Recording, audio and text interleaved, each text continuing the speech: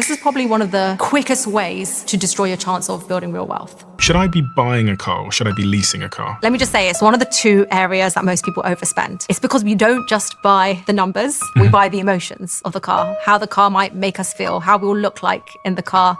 I know because I did this. When I got my first job, the very first thing I did was upgrade my car. I went into a car showroom, found a car that I thought I'd look cool in, walked out with the car an hour later, drove out with the car, and didn't run my numbers, didn't check if I could afford the monthly payments, and for the next couple of months was figuring out how I was going to make the rest of my finances meet.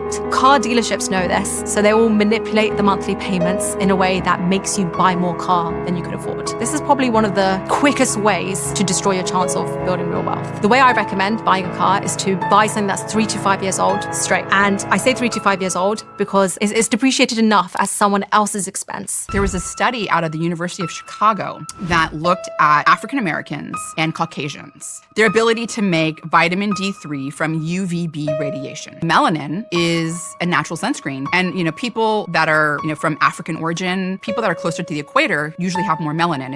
It's an adaptation to prevent you from burning from the UV rays of the sun. This University of Chicago study found that people that are African American had to stay in the sun 6 to 10 times longer than people with fair skin, the Caucasians, to make the same amount of vitamin D3. And so as a consequence, if you take someone who... Like my mom, she's Nigerian. Okay, your mom from, Nigerian. And let's say your mom moves to Chicago. Then you're talking about a recipe for disaster in terms of vitamin D because you're not only not making it several months out of the year, but you have this natural sunscreen. My principle with investing is very, very simple, and it's just keep it simple and do it for the long term. So I say index funds and target date retirement funds is what you want to invest in. What's that? An index fund, let's put out an index. Think of it as a list of companies. So the S&P 500 is a list of the top 500 companies. The fund is a pot of money that invests in the companies on that list. By investing in an S&P 500, you've invested in a small piece of the top 500 companies in the US. That's what an index fund is.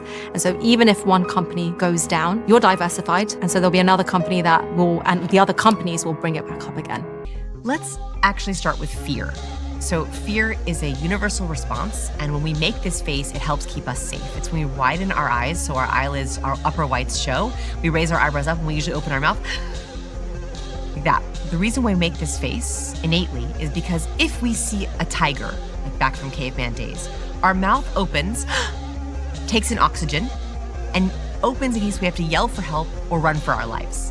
Our eyebrows and our eyelids lift up so we can take in as much of the space as possible. The safest face I can make as a human is this one. Right? I can say anything, I can take in oxygen, I can see as much as possible. That is why we make that expression when we feel fear. When we see it, and you see it a lot in business environments, you are spotting, I just tapped into a little bit of nervousness, and it typically happens around confusion. So I will sometimes be giving a presentation and I'll notice someone will go, and I know I just said something that they didn't like, or they made them nervous, or that makes them feel a little bit afraid. And I can say, this makes sense. Are we all good? Let me rewind and re-explain that again. Palm. As humans, we love seeing someone's palm. There's something about it that makes us feel like, they're literally open palmed. So that's the first. In the first few seconds of someone seeing you, in person, on video, try to flash your palm. Very, very simply. Second, we understand competence in 2 ways.